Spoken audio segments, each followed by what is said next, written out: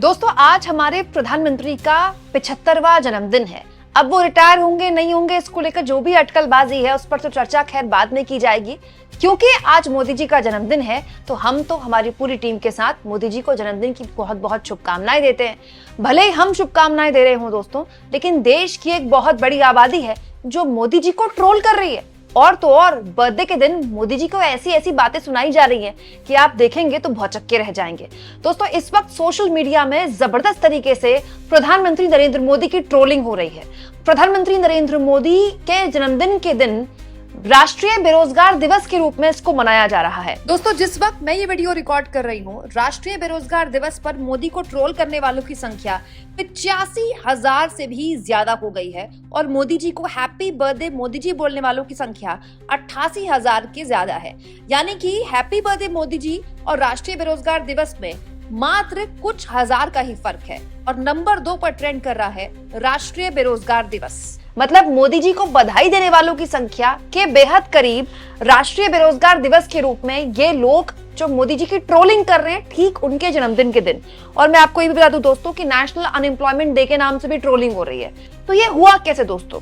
मोदी जी के जन्मदिन में जब अखबार सारे के सारे भर गए, टीवी में आज सुबह से लेकर रात तक मोदी जी के नाम की डॉक्यूमेंट्री चलाई जा रही है, उनको महामानव के तौर पर दिखाया जा रहा है। ये कौन लोग हैं जो मोदी जी को उनके जन्मदिन के दिन खास तौर पर ट्रोल कर रहे हैं और जन्मदिन की पूर्व संध्या पर ही उनकी ट्रोलिंग शुरू हो गई है। बहुत से लोगों ने तो कल रात से ही मोदी जी की ट्रोलिंग शुरू कर दी है। दोस्तों पूरी वीडियो में आपको यही बताऊंगी, लेकिन पहले आपको बता देती हूँ कि नरेंद्र मोदी के जन्मदिन पर राहुल गांधी ने उनके लिए क्या कहा है। कुछ देर पहले का राहुल गांधी का ये ट्वीट है दोस्तों, छोटा सा ट्वीट किया है राहुल गांधी ने। उन्होंने कहा है कि प्रधानमंत्री नरेंद्र मोदी को जन्मदिन की बधाई और गुड हेल्थ। मतलब राहुल गांधी ने उनको मोदी जी को जन्मदिन की बधाई दी है और दोस्तों ये कामना की है कि उनका जो स्वास्थ्य है वो हमेशा अच्छा रहे। तो राहुल गांधी का ये बधाई संदेश मोदी जी को आ चुका है। लेकिन राहुल गांधी ने तो बधाई दे दी, लेकिन एक बहुत बड़ी आबादी है जो खास जन्मदिन के दिन मोदी जी को बधाई तो बिल्कुल देने के मूड में नहीं है। जैसे सपना मीना नाम की यूजर है, वो लिखती हैं, देशवासियों कल राष्ट्रीय बेरोजगार दिवस है 17 सितंबर। मतलब ये कल रात से ही ट्रोलिंग शुरू हो गई थी। 1 करोड़ ट्वीट करना है। मतलब ये लोग कह रहे हैं कि 1 करोड़ ट्वीट करना है। मोदी जी मन की बात कर रहे हैं और उनके जन्मदिन के दिन खास तौर पर राष्ट्रीय बेरोजगार दिवस मनाया जा रहा है। नितिन थोराट नाम के यूजर लिखते हैं, हर साल 2 करोड़ रोजगार देने का वादा करके हर साल 2 करोड़ नौकरी खा रही है सरकार। यह है मोदी की गारंटी। 17 सितंबर को आप मोदी जी का कैसे जन्मदिन मनाएंगे? राष्ट्रीय बेरोजगार दिवस, वोट चोर दिवस, जुमला दिवस, फेंकू दिवस। दोस्तों नौकरी की बात हुई ही है तो मोदी ने राष्ट्रीय बेरोजगार दिवस, ऐसा लगता है कि उनके बर्थडे को, क्योंकि कई सालों से राष्ट्रीय बेरोजगार दिवस के रूप में मनाया जा रहा था, तो मोदी को पहले ही पता चल गया था। उन्होंने इस मामले में जवाब भी दिया है, वो मैं जवाब भी आपको सुनाऊंगी, लेकिन पहले देखिए और लोगों ने ट्रोल करते हुए क्या क्या कहा है।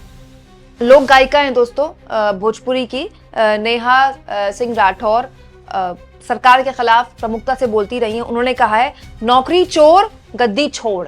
तो वोट चोर गद्दी छोड़ का नारा यहाँ बदल दिया है उन्होंने और नेशनल अनएम्प्लॉयमेंट डे और राष्ट्रीय बेरोजगार दिवस के रूप में ये भी हैशटैग का हिस्सा बनी। इसके अलावा दोस्तों अजय शर्मा नाम के यूजर जो कि कांग्रेस पार्टी से जुड़े हुए हैं, वो ये कह रहे हैं क्योंकि आज ये ट्रेंड कर रहा है इसलिए सभी यूट्यूबर्स को वीडियो डिलीट करने का रोजगार दिया गया है। दोस्तों बहुत सारे यूट्यूबर्स को बाकायदा यूट्यूब की तरफ से मेल भी आया है कि अडानी को लेकर जो वीडियोस थी वो सब डिलीट की जाए। यहाँ पर उन्होंने ये कटाक्ष किया है मोदी के जन्मदिन को बेरोजगार दिवस के रूप में मनाते हुए।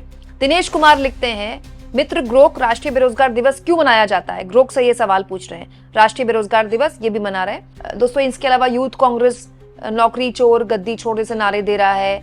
निगम भंडारी ऐसे ही वोट नौकरी चोर गद्दी छोड़ के नारे दे रहे हैं। हंसराज मीना ने तो बकायदा पकौड़े तलते हुए ग्रेजुएट्स की एक सांकेतिक फोटो शेयर कर दी है, क्योंकि मोदी जी ने पकौड़ा रोजगार दिया था देश को, तो यही फोटो यहाँ पर शेयर की गई है। इसके अलावा गारवी रावत राष्ट्रीय बेरोजगार दिवस मना रही हैं। बहुत से ऐसे लोग हैं, मतलब मैं आपको क्या दिखाऊं, लाइन लगी हुई है। विशाखा नाम की यूजर हैं, वो देखिए यहाँ पर राष्ट्रीय बेरोजगार दिवस के रूप में मना रही हैं इसको। तो इस बीच दोस्तों ऐसा लगता है कि प्रधानमंत्री को पहले ही पता चल गया था कि क्योंकि पिछले कई सालों से उनके जन्मदिन को राष्ट्रीय बेरोजगार दिवस और नेशनल अनएम्प्लॉयमेंट डे के तौर पर मनाया जा रहा था, तो शायद उनको पता चल गया था कि ऐसी उनकी ट्रोलिंग होने वाली है। इसीलिए उन्होंने कुछ दिन पहले ही नौकरियों पर एक हैरतअंगेज बयान दे दिया है। दोस्तों पीएम ने पूर्णिया में रैली की थी बिहार में अभी कुछ दिन पहले, वहां एक अजीबोगरीब बात बोलती। उनका कहना है कि अगर उनकी सरकार आई तो 5 साल में बिहार के लोगों को 1 करोड़ रोजगार दिया जाएगा। अब दोस्तों 1 करोड़ रोजगार कैसे दिया जाएगा, क्योंकि 1 करोड़ तो नौकरियां ही नहीं है बिहार में।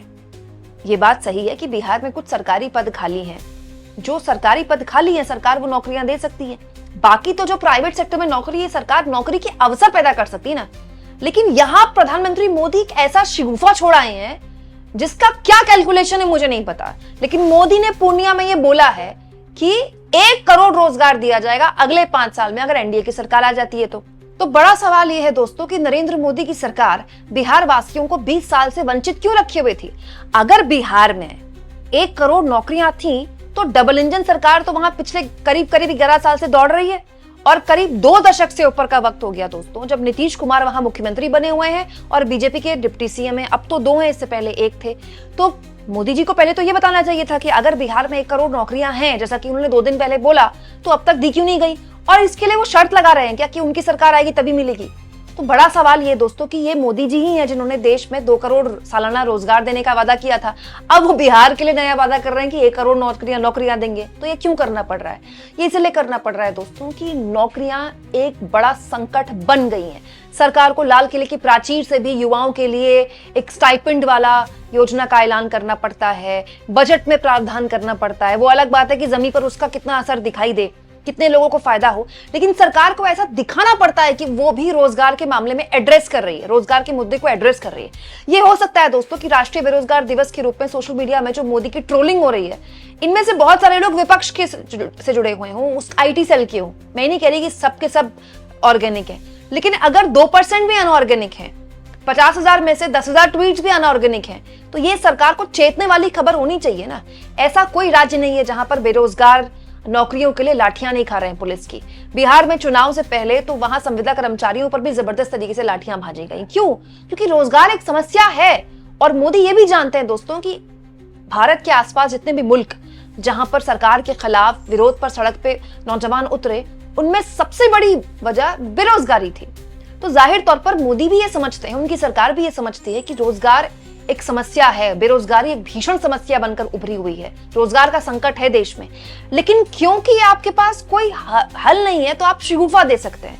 यही वजह है कि मोदी के जन्मदिन के दिन राष्ट्रीय बेरोजगार दिवस के रूप में उनकी लगातार ट्रोलिंग हो रही है, साल दर साल ट्रोलिंग हो रही है, क्योंकि लोग यही याद दिलाते हैं कि जो सरकार आई ही 2 करोड़ रोजगार के नाम पर है, आज वो रोजगार के नाम पर या तो पकौड़े बिकवा रही है या फिर देश के बेरोजगारों से कह रही है कि हर मस्जिद के अंदर वो मंदिर तलाश है। सोचिए दोस्तों, बीजेपी से ताकतवर आईटी सेल तो किसी के पास नहीं है।